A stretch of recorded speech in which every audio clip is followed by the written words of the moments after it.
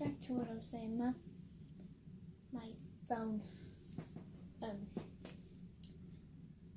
it is something. So, as I was saying, if I got that right, comment down below what country that's in. So, yeah. Whew. Okay.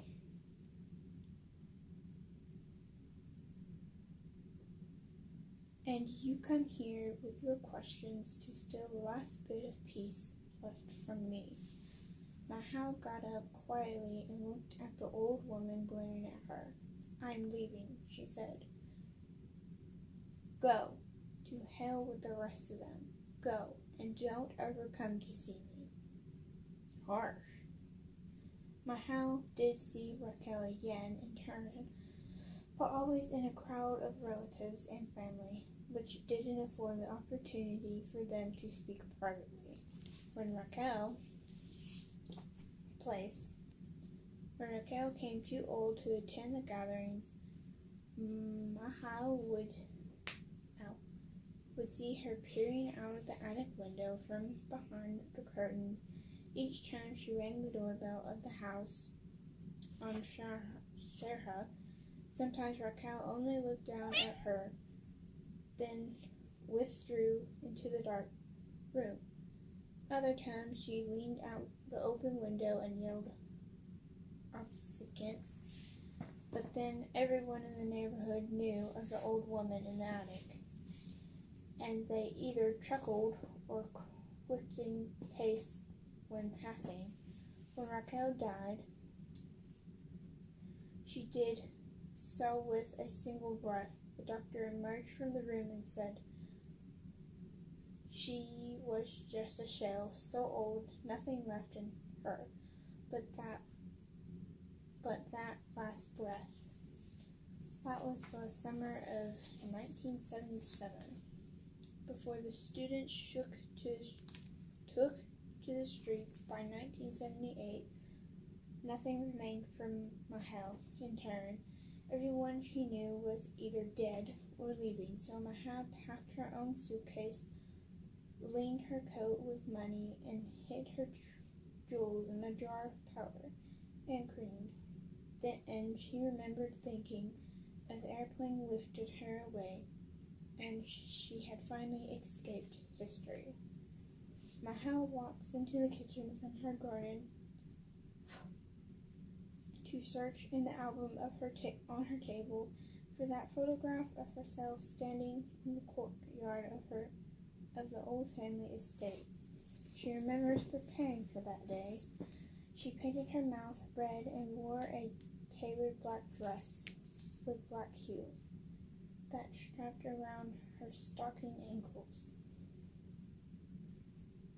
She cannot remember who took the picture, but she remembers turning afterward to look behind her to where the fountain glistened beneath the noon sun.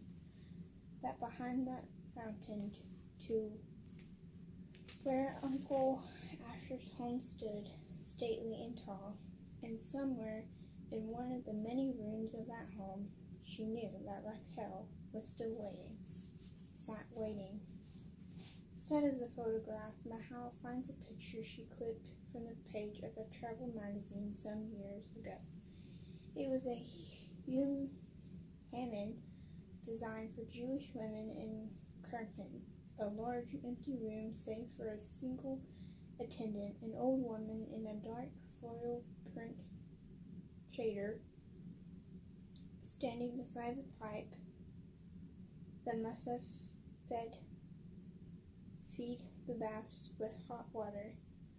Mahal stares at this image for a long while. She remembers the proprietor of that Hammond waiting beside the door.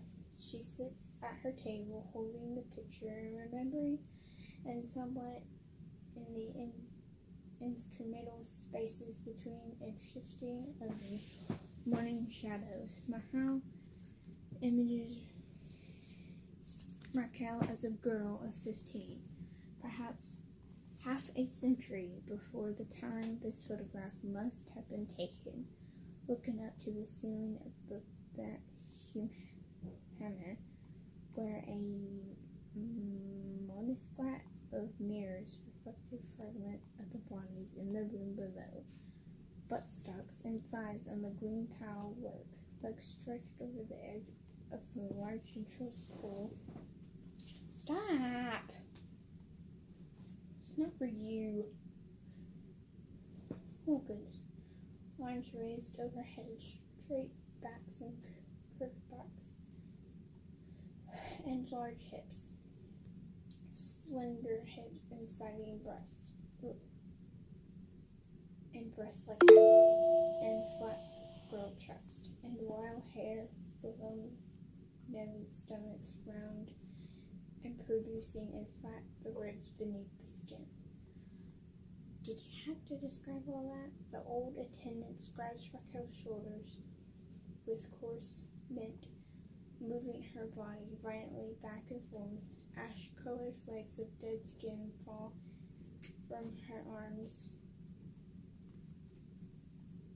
into the marble floor. That's gross.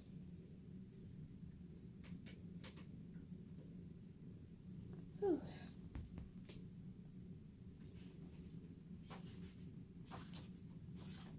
Oh my goodness.